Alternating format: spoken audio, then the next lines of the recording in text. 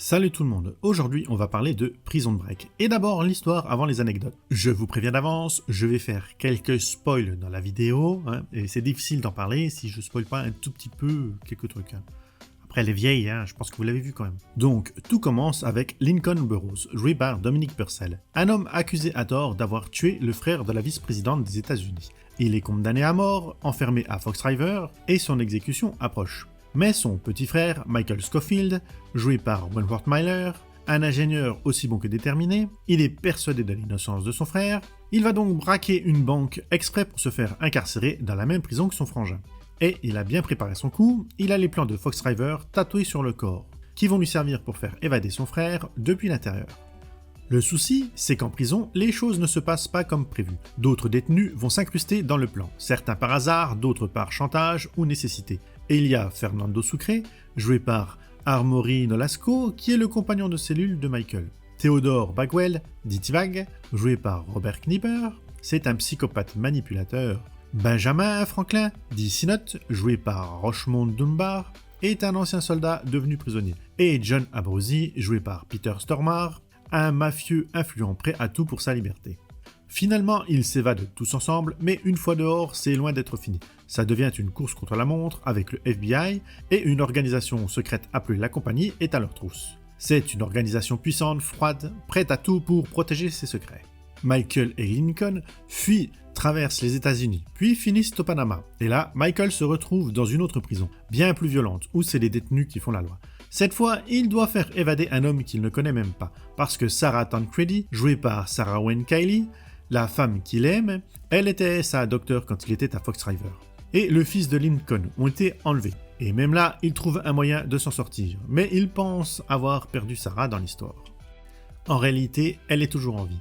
Et là, Michael, Lincoln et Sarah, et une toute nouvelle équipe, se lancent dans une mission complètement dingue. Voler Scylla, un disque dur qui contient toutes les informations sur la compagnie pour la détruire une bonne fois pour toutes. Ils sont rejoints par Alexander Mahone, joué par William Fichtner, un ancien agent du FBI devenu allié, et Roland Glenn, joué par James Hiroyuki Liao, un hacker aussi doué qu'arrogant. Mais rien ne se passe comme prévu. Il y a des trahisons, des morts, et Michael apprend même que sa propre mère, Christina Scofield, jouée par Kathleen Quinlan, bossait pour la compagnie. Il ira jusqu'au bout, mais ça lui coûtera tout. Il se sacrifie pour sauver Sarah, enceinte de leur enfant. Et on pense que c'est fini, sauf qu'un jour, Lincoln découvre que Michael est vivant, prisonnier au Yémen, sous une autre identité. Et là, rebelote, nouvelle évasion, en pleine guerre civile, avec tout ce que ça implique. Mais cette fois, c'est pour de bon. Il retrouve Sarah, son fils, et même si rien ne sera plus jamais comme avant, il est libre. C'est une série américaine de 90 épisodes sur 5 saisons, qui a été créée par Paul Schering et produite par Adelstein Parahouse Productions, en association avec Original Television et 20th Century Fox Television. En France, elle a été diffusée du 31 août 2006 au 24 octobre 2009 sur M6, et le jeudi 15 juin 2017 à 21h sur M6 pour la saison 5. L'idée de base était juste: un homme se fait délibérément emprisonner afin d'organiser une évasion, et c'est Francette Kelly, une collègue de Paul Schering, qui lui a soufflé l'idée, qu'il a adorée. Par contre, il ne savait pas comment la mettre à l'écran pour en faire une histoire intéressante, qu'une chaîne de télé voudrait acheter. C'est là que l'histoire secondaire du frère condamné à tort et le complot sous-jacent lui est venu. À partir de ça, il a commencé à écrire les personnages et les intrigues. Il envoie ça à la Fox en 2003, qui refuse la série. Pour eux, ça n'intéresserait pas les téléspectateurs. Dégoûté, il va voir les autres chaînes qui refusent aussi. Et là, Steven Spielberg contacte Paul Schering, qui est intéressé pour faire un film, mais il est sur la guerre des mondes, et n'arrête pas de repousser le projet de Prison Break. Et c'est la Fox qui revient vers lui. Après le succès de Lost et 24 heures chrono, la chaîne est prête à prendre un risque, et ils produisent la série en 2004. Wentworth Miller et Dominic Purcell, les deux héros, ont été castés en dernier. Wentworth Miller a été choisi 6 jours avant le début du tournage, et Purcell 3 jours plus tard. Pour trouver Michael Scofield, ça a été compliqué. Paul Schering raconte qu'ils ont vu des tas d'acteurs.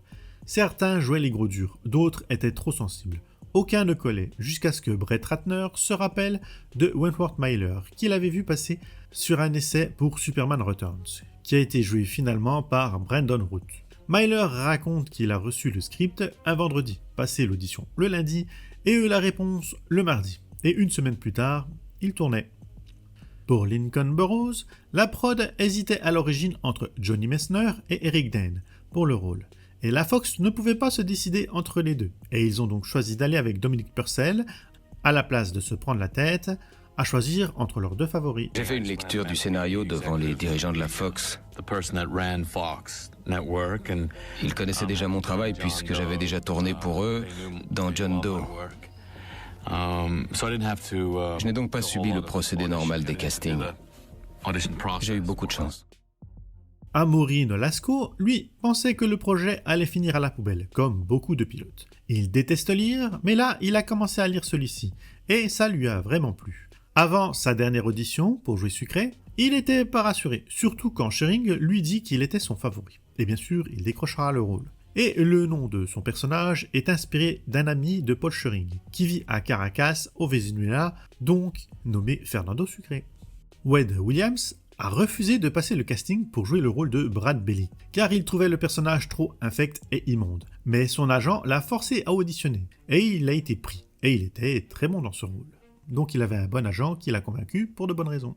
Sarah Wayne Cayley, qui joue Sarah, a été la première à auditionner et la première engagée. Après son essai, elle a oublié ses clés dans sa voiture. Elle a appelé l'assistance et est restée là, plantée pendant 4 heures devant le studio. Paul Schering est passé devant elle et lui a dit « T'as vraiment besoin de ce boulot ?» Et c'est pendant qu'elle attendait l'assistance pour sa voiture qu'elle a reçu le coup de fil qui lui a annoncé qu'elle avait été prise pour le rôle. Et elle a pensé directement qu'on l'avait embauchée par pure pitié. Robert Knipper, qui joue T-Bag, explique qu'il s'est inspiré de son prof de sciences pour la coupe de cheveux du personnage. Ce prof avait une mèche de cheveux qui restait toujours plaquée sur le front et un regard assez dur, presque agressif. C'est ce style qu'il a voulu reproduire pour T-Bag. Il devait vachement aimer son prof. Et l'acteur Silas Ware Mitchell, qui joue Airwire, a d'abord auditionné pour jouer le rôle de T-Bag. D'après une interview de Rockmond Dunbar, qui joue Benjamin Miles Franklin, surnommé Sinot, le personnage ne devait apparaître que dans les 2 premiers épisodes. Mais quand la série a été prolongée pour une saison complète, son rôle a été étoffé et il est finalement devenu un personnage récurrent. L'actrice Nadine Velasquez, qui joue le rôle de Marie Cruz Delgado dans le pilote, n'a pas pu participer à la série, car elle s'était engagée pour jouer dans la série Earl de 2005, vidéo disponible sur la chaîne. Elle a été remplacée par l'actrice Camille Guatti.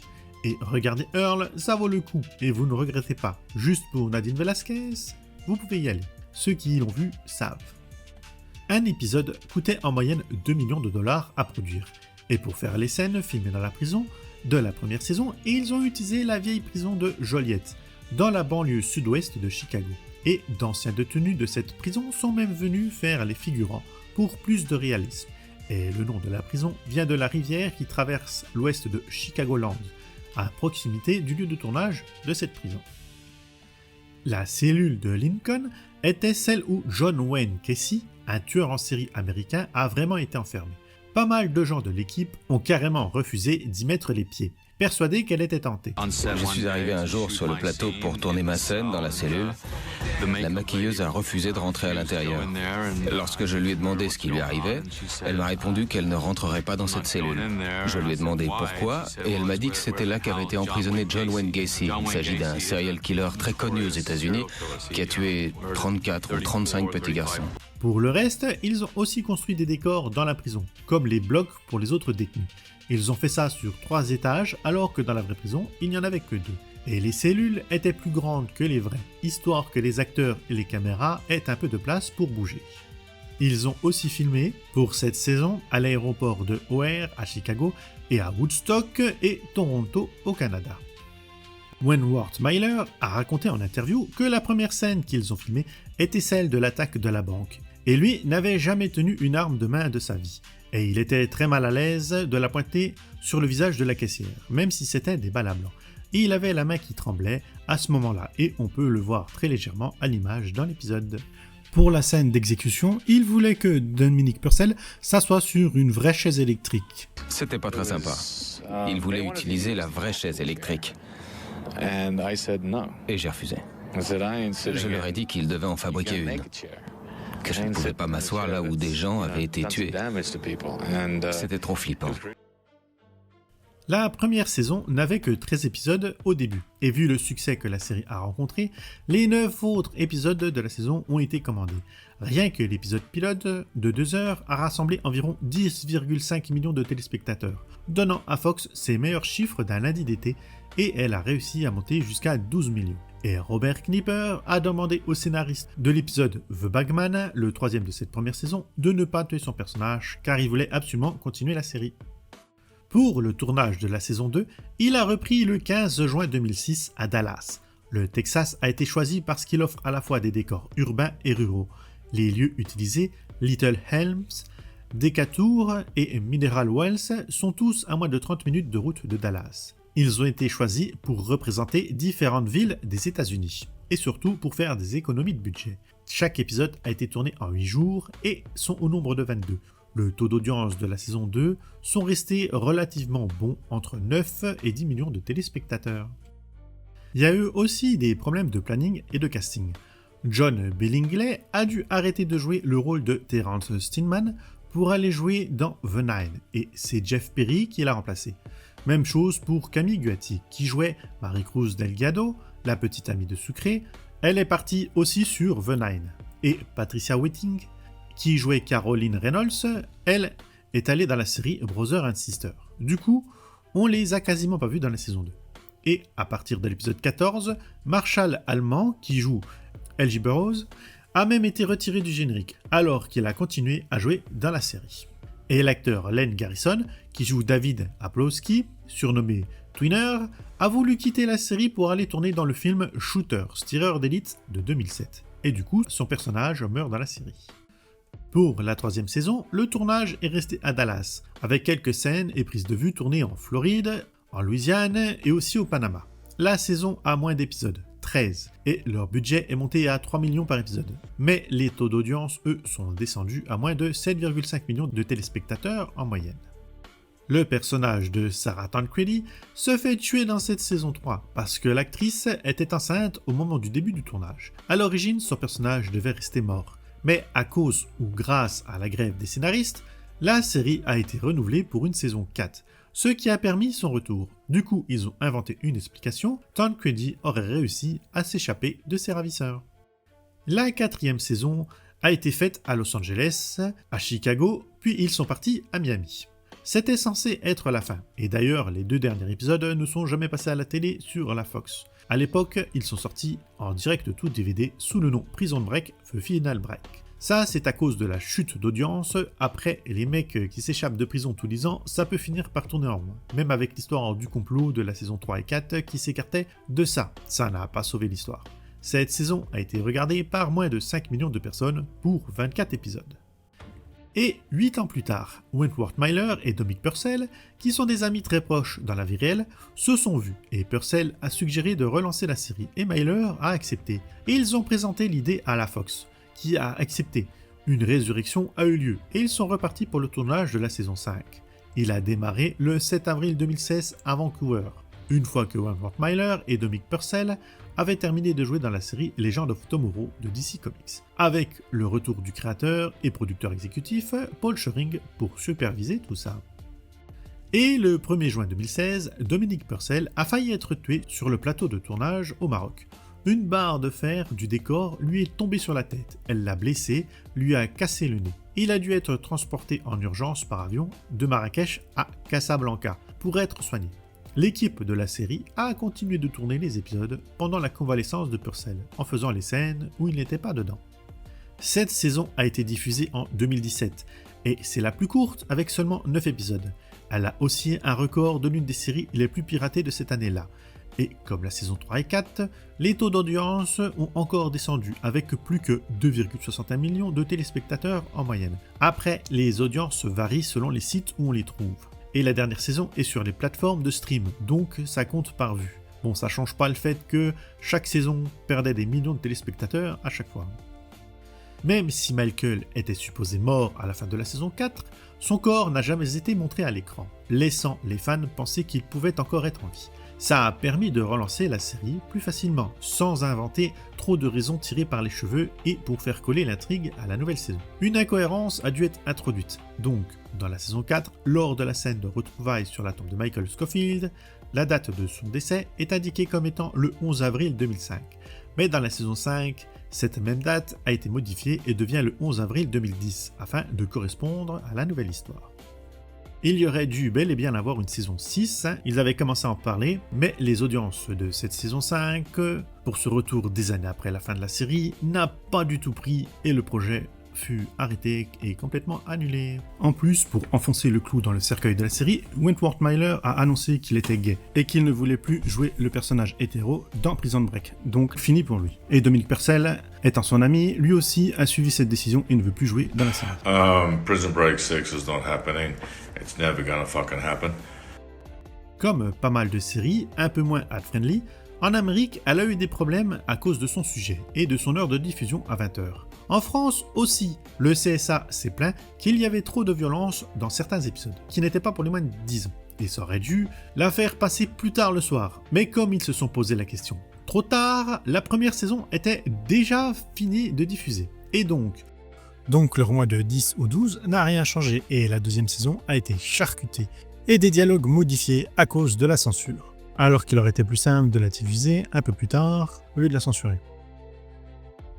Et dans les trucs drôles, la série a été interdite dans 13 prisons aux USA. On sait jamais qu'ils copient la technique du tatouage, faut pas déconner.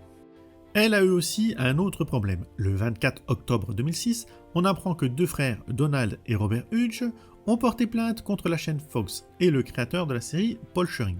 Ils les accusent d'avoir copié leur histoire sans autorisation. En 2001, ils avaient envoyé à la Fox un manuscrit inspiré de leur propre histoire dans les années 60. Donald avait réussi à faire évader son frère Robert d'un centre pour mineurs, où il était enfermé à tort. Il demandait des dédommagements, mais sans préciser le montant, et ça n'a pas l'air d'avoir abouti à quoi que ce soit. Maintenant, on va parler du fameux tatouage de Michael Scofield. Il a été dessiné par Tom Berg, qui est un tatoueur et dessinateur de comics et de jeux vidéo, et est créé par la société Tinsley Transfer, qui sont spécialisés dans ce genre de tatouage qui s'efface. C'est Brett Ratner qui les a contactés, et il avait déjà travaillé avec Tom Berg sur le film Dragon Rouge. La partie du tatouage sur le torse de Michael Scofield représente les plans du tunnel sous la prison. Sur le dos, on voit la prison vue du dessus. Même si les effets spéciaux allaient aider à faire ressortir les détails, Tom Berg a quand même dessiné les lignes pour que ça ressemble vraiment à un vrai plan. Et comme les scénarios avançaient en cours de route, il devait régulièrement créer de nouveaux morceaux de tatouage pour certains épisodes. Le tatouage complet était en fait composé de plusieurs pièces composées une à une sur le corps de Wentworth Miller. La peau était nettoyée à l'alcool, puis on appliquait des décalques qu'on fixait avec une colle spéciale et un mastic résistant à l'eau. Ensuite, tout était rempli à la peinture. En général, ça prenait entre 4 et 5 heures pour le poser, sans compter les 45 minutes pour l'enlever. Et quand ça n'était pas nécessaire de montrer tout le tatouage, comme quand Michael porte un t-shirt, seuls les bras étaient maquillés. Le faire en entier à chaque fois aurait été beaucoup trop long, vu le peu de scènes où on le voit vraiment en entier. Et Tom Berg, qui nous a raconté tout ça, estimait que le tatouage réel prendrait 4 ans à faire et coûterait entre 15 000 et 20 000 $. Et il a aussi fait le tatouage de A Warrior, ou Charles Patowski, joué par Silas Ware Michael dans la série. Muse Watson, qui joue Charles Westerland, eh bien son personnage est inspiré de D.B. Cooper, qui vient d'une histoire vraie. En 1971, un homme dont on ne connaît pas le vrai nom, il est surnommé donc D.B. Cooper, détourne un avion. Il réclame 200 000 $ à la compagnie Northwest Orient, puis saute en plein vol avec l'argent attaché sur lui, en billets de 20 $. On ne l'a jamais retrouvé. Certains pensent qu'il est mort parce que son parachute ne se serait pas ouvert. Stacy Keach, qui joue Warden Henry Pop, le directeur de la prison, a passé 6 mois dans une vraie prison britannique pour s'inspirer du directeur de cette prison pour créer son personnage à lui. Plusieurs personnages portent les noms de présidents américains ou de figures politiques connues aux USA. Lincoln Burroughs fait référence à Abraham Lincoln et Theodore Backwell, ou T-Bag, à Theodore Roosevelt. Michael Scofield, Benjamin Franklin ou Synod et Alexander Mahone ont eux aussi été nommés en lien avec des personnalités politiques comme Edward Scofield, Benjamin Franklin et William Mahone. Quant à Paul Kellerman, son nom vient de celui de Roy Kellerman, l'agent des services secrets présent dans la voiture de Kennedy le jour de son assassinat. Il y a une blague très subtile. Dans la saison 3, T-Bag, Sucré et Lechero se retrouvent tous dans la même intrigue. Et si on prend tous leurs noms, on obtient les ingrédients principaux pour faire du thé. T-Bag pour le sachet de thé, Sucré en français ça donne sucre pour le sucre, et Lechero qui signifie le laitier en espagnol. Pendant la diffusion de la saison 5, beaucoup de fans se sont demandé pourquoi le personnage d'Alex Mahon, joué par William Fichtner, qui était devenu un pilier de la série de la saison 2, n'apparaissait pas dans cette suite. Paul Schering, le créateur de la série, a expliqué qu'il n'avait tout simplement pas réussi à lui trouver une place dans la nouvelle intrigue. Et encore pour cette saison 5, elle fait plusieurs clins d'œil à l'Odyssée d'Homère. Ulysse, dans le mythe, passe 7 ans bloqué sur l'île d'Oggia. Michael, lui, a disparu pendant 7 ans et est enfermé dans une prison qui porte le même nom, Oggia. À un moment, Ulysse affronte un cyclope, et dans la série, un ennemi des membres de l'ISIS est surnommé Cyclope. Lincoln et Shiba le capturent puis le battent. Le but d'Ulysse est de retrouver sa famille à Ithaque, celle de Michael vit maintenant à Ithaca, dans l'état de New York. Et le grand méchant de cette saison s'appelle Poséidon, comme le dieu grec que Ulysse avait offensé. Sarah Wayne Kelly, qui joue Sarah Trendis, avoue s'énerver si les gens la reconnaissent à cause de la série et lui disent qu'elle jouait l'infirmière, alors qu'elle était médecin. Et pendant la promo de la saison 5, Robert Knipper, T-Bag, a raconté qu'il a beau être acteur depuis longtemps, beaucoup de gens viennent le voir encore à cause de son nom de famille. Apparemment, dans le monde entier, pas mal de gens savent que Knipper se traduit littéralement par baiser en danois. Les acteurs danois, Mads Mikkelsen et Ulrich Thomsen, n'ont pas arrêté de lui faire des blagues là-dessus. D'après Knipper, c'était amusant comme l'enfer. Dans la saison 2, Scofield parle d'un forum en ligne sur le site www.operaandgoldfinch.net. Ce site a vraiment existé. Si on allait dessus à l'époque, on pouvait même lire une discussion avec le message « Le sac a toujours le sac » que Sucré envoie à Scofield à la fin de la saison 2. Depuis, le domaine a été récupéré par Fox.com, donc le site n'est plus en ligne. Mais on peut encore voir son contenu, y compris le fameux message, en passant par webarchive.org. Robert Knipper a rejoué le rôle de T-Bag en 2011 dans la série Breakout King, diffusée sur la chaîne AE. La série a été créée par Matt Olmstead et Nick Santora, les mêmes scénaristes que Prison Break, et il se fait poursuivre pour être remis en prison. La série a été nominée plusieurs fois pour le Golden Globe Award de la meilleure série télévisée dramatique en 2005, pour une Television Critics Association Award en 2006 ou encore pour un Saturn Award en 2006, mais elle n'a gagné que le People's Choice Award de la nouvelle série télévisée dramatique préférée en 2006. Dans la saison 1, épisode 20, on peut entendre la musique du thème de la série Dr House, dans laquelle Wentworth Miller, Dominic Purcell, Sarah Wayne Kelly et Robin Tunney ont également joué. Voilà la petite liste des guests passés dans la série. Si j'oublie votre chouchou, les coms sont là pour ça. Donc dans le premier épisode de la saison 5, l'homme que l'on voit sur les fausses photos de Michael diffusées en ligne, eh bien c'est Paul Schering lui-même, le créateur de la série. On y trouve aussi Patricia Whiting, Léon Rousseau, Barbara Evaris, Anthony Azizi, John Hurt, Michael Rapaport, Eric Norris, Gigi Perry, Kale Kyoko et Marc Pellegrino. Il existe une série spin-off nommée Prison Break Proof of Innocence qui a été créée pour être visionnée sur les téléphones portables de l'époque. C'est sorti en 2006. Elle a été créée pour un accord de pub entre la Fox et Toyota qui a obtenu l'exclusivité publicitaire dans ce truc. C'est des petits bouts d'épisodes de 2 minutes, il y en a une vingtaine et c'est dispo sur YouTube. Si vous voulez y voir, elle est dans la playlist en description.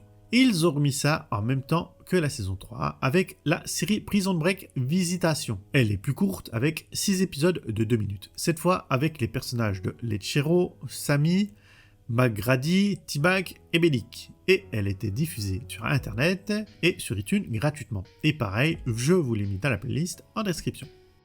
Petite curiosité, en avril 2010, Une version spéciale russe de Prison Break a vu le jour. L'adaptation s'appelle Pobeg. Je sais pas si ça se dit comme ça en russe, mais c'est pas grave. Elle est diffusée à partir du 20 septembre 2010 sur Channel One. La série reprend beaucoup d'éléments de la version originale, avec même certaines scènes et dialogues copiés quasiment mot pour mot. Mais ils ont aussi ajouté des histoires inédites et des personnages adaptés à la réalité de la Russie. Comme je vous l'ai dit plus haut, 2 épisodes spéciaux intitulés The Old Ball on Chain et Free ont été tournés puis assemblés pour former un téléfilm intitulé The Final Break. L'histoire se situe juste avant la scène finale de la saison 4 et vient clore certaines intrigues restées en suspens dans la série. Ce téléfilm est sorti en direct to DVD et en Blu-ray le 21 juillet 2009 et il est dans le coffret intégral de la série si vous voulez le voir. Une autre série dérivée aurait dû être produite, Prison Break Cherry Hills. C'était l'histoire d'une femme au foyer, Molly, qui se retrouve en prison de femme. Mais le projet n'a pas abouti à cause de la grève des scénaristes et de la reprise de la série officielle. Il existe un podcast officiel sur Prison Break animé par Sarah Wayne Caley et Paul Adelstein qui jouait Kellerman, intitulé Prison Breaking with Sarah and Paul. Ils reviennent sur chaque épisode de la série, partagent des souvenirs de tournage, des anecdotes inédites et invitent d'anciens membres de l'équipe. Le podcast est disponible sur Apple, Spotify, YouTube et sur Patreon où ils organisent des watch parties avec les fans. Lien en description pour la version YouTube. Pour les bouquins, le 21 novembre 2006, un magazine consacré exclusivement à la série est sorti, publié par Titan Publishing. Ils en ont fait 8 numéros. Dedans, on trouve des interviews des acteurs et des membres de l'équipe de tournage et d'autres reportages sur les coulisses. 8 romans officiels ont été publiés autour de la série Prison Break. Ces livres prolongent ou approfondissent certains éléments de la série, parfois sous forme de préquels ou d'histoires parallèles. Le premier, Prison Break The Classified FBI's Files, sorti en 2007, c'est une fausse compilation de rapports du FBI sur Michael Scofield et les autres évadés, écrit par Paul Ruditis, publié par Simon & Schroeters. Le deuxième est Prison Break The Best Laid Plans, sorti en 2008. C'est un roman original qui sert de préquel. On y suit Michael pendant qu'il planifie l'évasion de son frère Lincoln.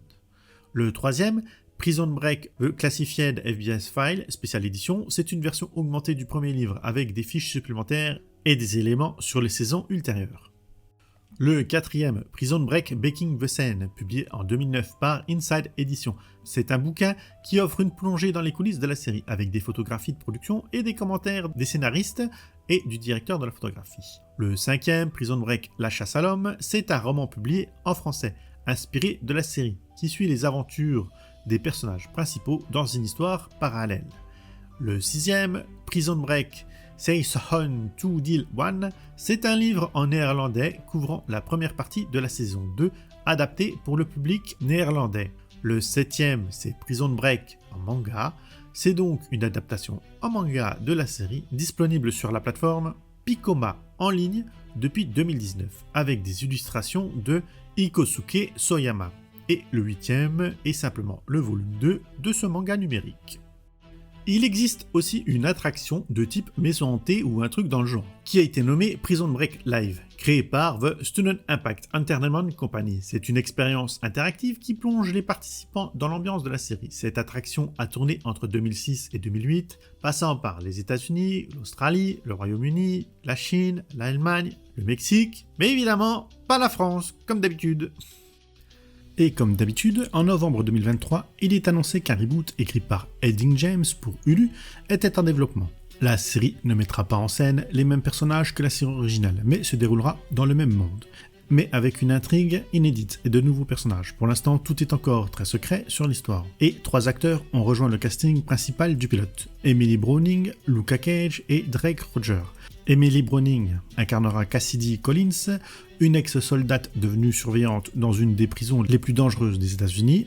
Luca Cage jouera Jackson, une jeune politicienne issue d'un milieu riche en pleine campagne pour le Congrès. Et Drake Rogers, lui, sera Tommy, un prisonnier enfermé depuis 10 ans dans cette même prison. Côté production, on retrouve Paul Schrodering, le créateur de la série originale, Dawn Olmsted, Martin Edelstein et Neil Moritz. Le tout produit par la 20th Century Fox, et le tournage du pilote commencera en décembre de cette année. Et il n'y a pas encore de date de sortie. Pour les jeux vidéo, le premier est sorti en 2008. C'était un jeu mobile publié par Vivendi Game Mobile. Ça reprenait l'histoire de la première saison. Le deuxième est sorti en 2010 et devait à la base sortir en 2009. Mais il a été annulé à cause que le studio qui le produisait a fermé. C'était Brash Entertainment. Il a été développé pour Xbox 360. Le jeu a été repris par un autre développeur, Zootfly. Ils l'ont sorti sur PS3, Xbox 360 et PC. On y joue Tom Paxton, un employé de la compagnie qui est envoyé à l'intérieur de Fox River pour observer et signaler chaque mouvement de Michael Scofield. C'est un jeu à la troisième personne. Dites-moi si vous y avez joué et s'il était pas mal. Il n'y a pas 1 million de trucs sur cette série malgré son succès. On peut trouver des figurines articulées au 1/6 des personnages de la série chez Sideshow et d'autres marques. Il y a des pop, comme d'habitude. Il y a un jeu de plateau nommé simplement Prison Break. Le jeu, c'est un jeu de société conçu par Damien Maric. Il a été publié par M6 Interactive en 2007, donc en français. Sinon, il y a des posters, et surtout ceux de Wentworth Miller, le beau gosse de Sedam, et les trucs classiques, les tasses, les photos de production, et plein d'objets divers et variés, mais du classique. Je vous mets ça en photo comme d'hab. Ramin Djawidi est le compositeur de la bande originale de Prison Break. Il a signé à la fois le thème principal de la série et les musiques d'ambiance présentes dans chaque épisode. Les morceaux issus des 2 premières saisons ont été regroupés dans l'album Prison Break Original Television Soundtrack, sorti le 28 août 2007. On trouve aussi un remix du thème intitulé Prison Break Theme Ferris Curtains Breakout Mix, qui a été produit par Djawidi et le DJ Ferris Curtains, et ça a été publié en single par Fox Music en 2006. Ramin Djawidi a été nominé pour un Primetime Emmy Award en 2006 pour la musique de la série. Et pour la France, en 2006, Faf la Rage sort Pas le temps, le générique de Prison Break, et ce morceau va changer sa vie. À l'époque, Faf avait surtout un public très rap, mais avec cette chanson, il touche le grand public. L'idée est venue des éditeurs et des Américains. Ils voulaient un générique francophone pour accompagner l'arrivée de la série en France. Faf a regardé les trailers et il a trouvé la série géniale. Puis il a proposé un premier morceau, qui a été refusé. Il s'est remis au boulot sur une autre version, et là, elle passe. En moins d'1 mois, tout était calé, enregistré et lancé. Et il s'est même retrouvé à Cannes avant la sortie officielle, avec les acteurs et le patron de la Fox International. Et ce dernier lui a dit « Ce morceau, c'est un futur numéro 1 ». Faf lui est resté prudent et il voulait pas vendre la peau de l'ours avant d'avoir tué. Mais le patron avait vu juste, le titre a cartonné et est devenu culte. Voilà la petite histoire pour la chanson VF. Pour la saison 5, le compositeur Ramin Djawidi apprend qu'un revival de Prison Break est en préparation. Et il est super enthousiaste, il dit clairement qu'il adorerait revenir bosser dessus. À ce moment-là, personne ne l'avait encore contacté. Mais pour lui, la série reste un super souvenir, un projet qu'il a beaucoup aimé. Et finalement, en juin 2016, c'est confirmé. Et Djawidi revient bien pour composer la musique de la saison 5. La musique de cette saison n'est pas sortie en CD ou autre. Si je la trouve sur YouTube, je vous mettrai la playlist de celle-ci et des autres en description. Moi, j'ai beaucoup adoré la saison 1 et la saison 2. Après, j'ai quand même tout regardé, c'était pas devenu nul, juste plus lambda. Après le coup du tatouage, ça n'allait pas marcher à toutes les saisons. D'ailleurs, dans la saison 1, ils veulent s'échapper. La 2, ils sont en fuite. La 3, il faut qu'ils ressortent de prison. La 4, ils veulent y rester. Et la 5, en ressortir. Ça pouvait pas durer 10 ans sur ce genre de série. Le concept a été épuisé jusqu'à la corne. Vous, dites-moi ce que vous en avez pensé. La série est trouvable en DVD et en Blu-ray. Et elle est, au moment où j'écris cette vidéo, sur Netflix. Donc pas de problème pour la trouver. Dites-moi à vous si vous voulez voir le reboot arriver, ou même une autre reprise de la série avec des acteurs originaux. Moi non, je pense qu'on a fait le tour, autant raconter une autre histoire. Sinon, n'oubliez pas les trucs de YouTube, les abonnements, les partages, merci aux abonnés soutien, ça fait plaisir. Il y a la cloche, n'oubliez pas de la mettre, je ne dis jamais ce truc là. Et sinon, moi je vous dis à une autre vidéo, bye bye.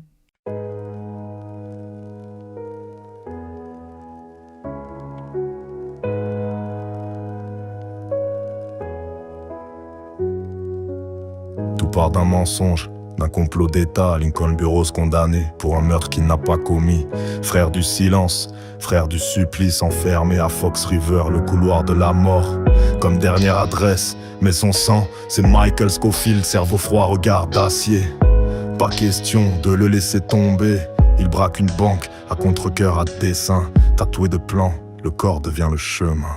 À l'intérieur, tout se complique, l'enfer a des visages, des alliés, des fous, des hommes en cage, sucre, le loyalty bag, la folie en marche et note, soldats brisés, abrutis, mafia sans remords. Le plan s'élargit, l'évasion devient meute, mais dehors c'est pire, la compagnie est à leur trousse. Une machine de l'ombre froide, méthodique, leur fuite devient guerre, chaque pas, chaque tic-tac critique. Ils ont gravé la vérité dans la chair, un frère pour un frère, même en enfer. Quand les murs se resserrent, ils tracent la faille contre le système, chaque pas est une bataille. Fuir n'est pas fuir quand c'est pour survivre, et s'enchaîner pour mieux délivrer. Forterie verrouillée mène, l'espoir respire tant qu'un Scofield refuse d'abandonner.